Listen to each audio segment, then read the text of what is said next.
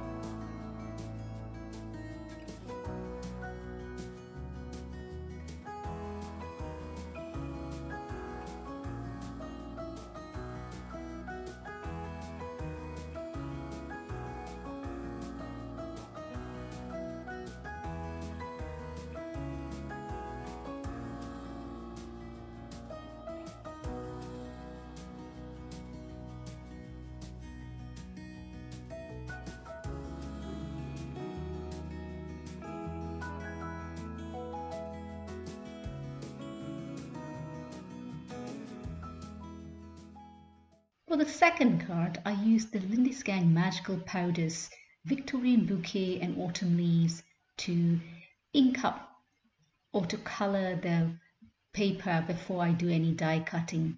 I choose the same color theme, which is purple, pink, and a couple of greens, and I create the colored paper first by using some Canson XL watercolor paper. I spray some water on the watercolor paper and then sprinkle the magical powders using a fan brush. Now the reason I use watercolor paper is because there's a lot of water that's going to go into this technique and it needs to withstand the water, and watercolor paper is best to do it. I do create a bit of a mess when I do this because these powders, they tend to stain. So if you want to protect your fingers, do use gloves, or indeed to protect your surface. I use a glass mat, so this wipes off very easily, so it's not an issue, but it does stain my stamp chamois quite a bit, but it doesn't really matter to me.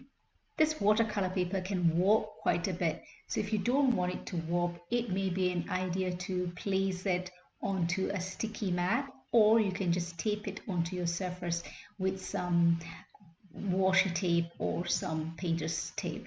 I just don't do that because I'm going to die cut it, so I don't need it to be straight or anything. Now there's a lot of paper, a lot of pigment that is on my glass mat because I use a lot of water as well. So I don't waste it. I take another watercolor paper and just absorb all of that color. And what I do is I also dry it in between, because once it's dry, I can add another layer of color as I do with the lighter colored watercolor panel. I do this with each of the colors. So I have a purple panel or a few purple panels with different color values, so I can die cut accordingly when I want the darker die cuts and the lighter die cuts. I do the same with the pink. Now the pink is not quite the pink I want because I wanted a pinkier pink. This is more of an orangey peach pink, but I just go ahead with it. And then finally I do a couple of greens for the leaves. So I follow the same method, if you like. So sprinkle some water, sprinkle some powders and water. You can either put the water first or put the powder first. And I think for the final one, the green one, I put the powder first, but it really doesn't matter in my view. And you can get variations of colors. The thing about this, you can never get the same color pattern. It's just very, very organic. And the resulting sheen and shine that comes from the paper and its transfer to the die cuts, when you make the flower, it's absolutely gorgeous.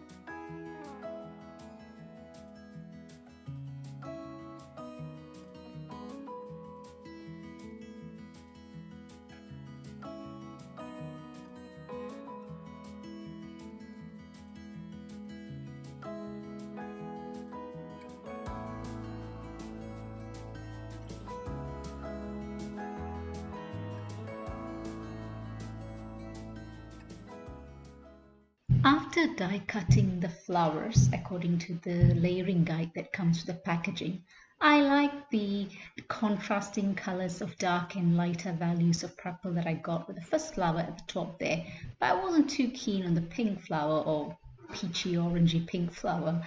So I put a little more magical powder put some water on it, and I use it a bit as a paint and try to put a little bit more, a darker value of the color in the center of the flower, or the parts that are closest to the center of the flower, just to give it a bit of variation. And I also put some clear water at the edges of the petals and dab it with a dry cloth in the hope of lightening it a bit. So I just wanted a bit of contrast, a darker value in the center of the flower, of the petals, and a lighter color, but that is furthest from the center of the petals. Now, because I didn't think there was enough of a contrast, what I did also, other than darkening the center of the petals and lightening it with some clear water, I also put some white pigment ink later on once it all dries, just to give that variation in colors in the petal. I think it's nicer when there's some variation. I do hope you've enjoyed the video. If you have, please give it a thumbs up and consider subscribing. And when you do subscribe, remember to press that notification bell so you're alerted when a video is uploaded. Do head over to my blog, and the link to my blog is in the description below, where you can see close-up pictures of both the cards that I've created, as well as the list of all the products I've used. I've got the list of products used listed in the description below as well. Happy crafting, and I'll catch you at my next video. Do take care.